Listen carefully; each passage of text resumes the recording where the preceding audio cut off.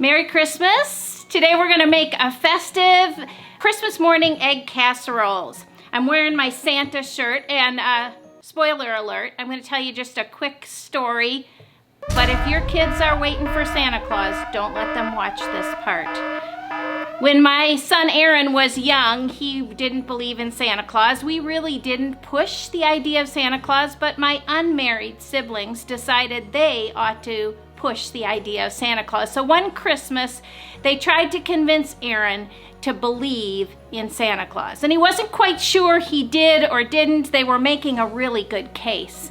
So that night, they went out on the roof of our house and made prints that would look like a reindeer. They had sprinkled with Aaron food on the ground that the reindeer could eat, and they of course put footprints there and made it seem like the reindeer had eaten the food, so that in the morning when the cookies and the milk and the reindeer food was out, Aaron went outside and he said, "I believe! I believe!"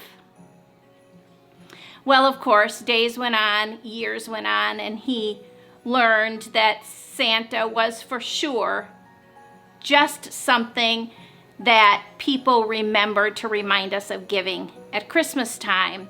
But for me, that idea of I believe, is really key to the Christmas season, isn't it? This is the time when, whether we were the shepherds who saw baby Jesus in the manger, they had believed before they went. And then they proclaimed afterwards. And they were one of the first to say, I believe, I believe. And throughout time, since Jesus came, we've all had the opportunity to say, I believe, and choose to follow Jesus. So this Christmas, as you prepare to celebrate the birth of Christ, I hope you too find great joy in being able to say, I believe. In our family, we often start a morning of a holiday, whether it's Thanksgiving morning, New Year's Day, or Christmas morning, with egg casseroles.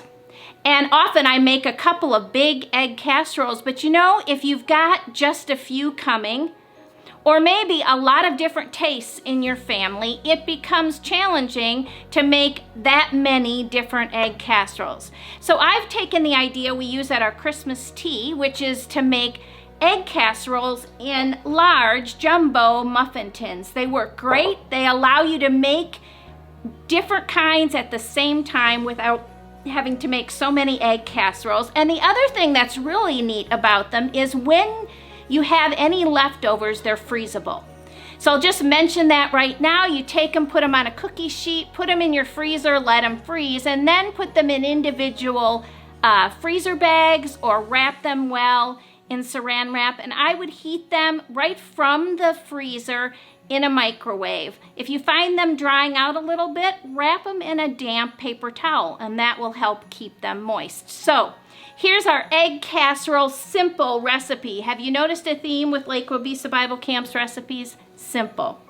6 cups of shredded hash browns, that's 1 2-pound bag. A couple cups of cheese, whatever kind you like. I'm using a sharp cheddar because that's a typical kind we use in our family. And I always blend those two together. By the way, you probably know that 2 cups is 1 8-ounce bag of cheese. Yes, you can add more cheese than that. You could mix it up and add different types of cheese. In fact, Aaron loves if I do a Swiss cheese with sausage egg casserole. So there's countless combinations to an egg casserole. Today, because someone's got to eat these when we're done, I'm going to divide this amount so I keep some of the shredded hash brown and egg mixture so that we here at camp can make some to eat later. But imagine I have that full amount here. To that I would add 2 cups of ham. I'm going to add about half that this time. And again, mix that up. Then you're going to add a little salt and pepper to taste. Or if you'd like, you can just leave that out and let people salt and pepper it themselves. Of course, ham already has a saltiness to it. So it's really up to you. I tend to leave salt out of my meals because my husband Ron adds salt whether he's tasted it or not. So it's my way to keep his salt content at the right amount. Once you've stirred that up, you're just gonna put them into egg cups or the muffin tins. You want to fill them about, I overfilled that, but you want to fill them about halfway with this mixture. A couple of other options you can add. You could do bacon bits, you can do sausage.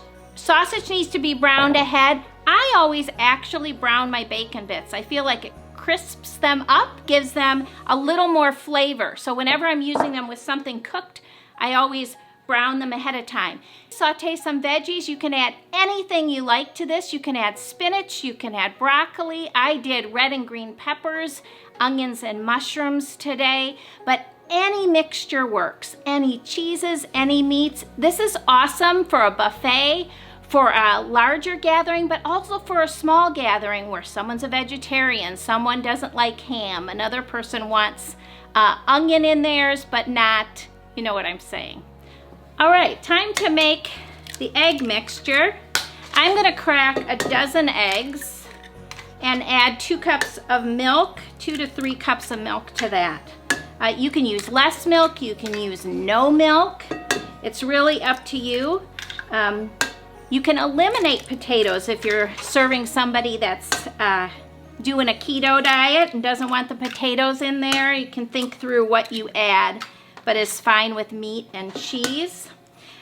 Another thing I wanted to mention is if you want to fancy it up, you can get these parchment cupcake liners. You want to make sure you get the jumbo cup ones, and I think the ones that are parchment where the edges are higher will definitely work better for this kind of meal, but I am not using those today. So I've got 12 eggs cracked in here. I'm going to add a couple cups of milk. The truth is, depending on how full you've filled your egg cups, you may have to mix up some more egg batter or egg mixture as you go along. As with most things at Lake Waubesa Bible Camp, this is also a gluten-free breakfast option.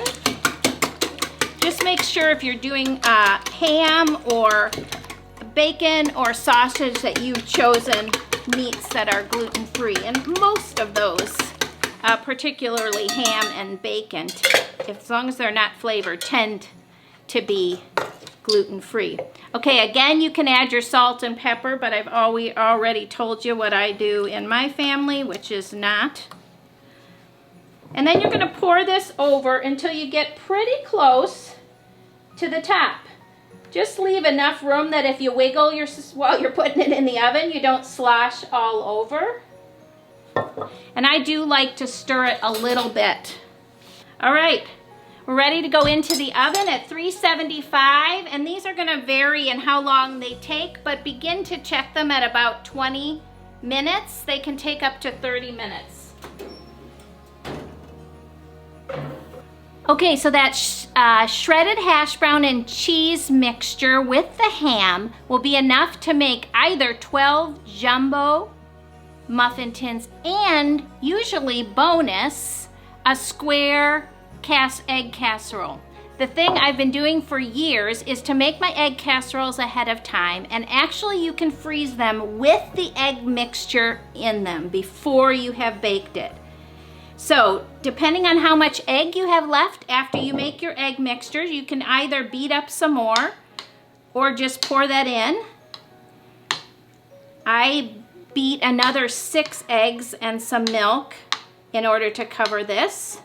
And then it's ready to go. Cover it with saran, cover it with foil, and put it in the freezer. You want to thaw it before you bake it. Or, if you need an egg casserole with all your muffin tins, you could bake it at the same time. So that's just a bonus. Now you've got egg casserole ready to go for New Year's Day. So those egg casseroles are baking. You're putting the last things under the Christmas tree, and your family's gonna so enjoy a simple, delightful egg bake on Christmas morning. So from all of us here at camp, have a Merry Christmas, and we look forward to seeing you in 2021.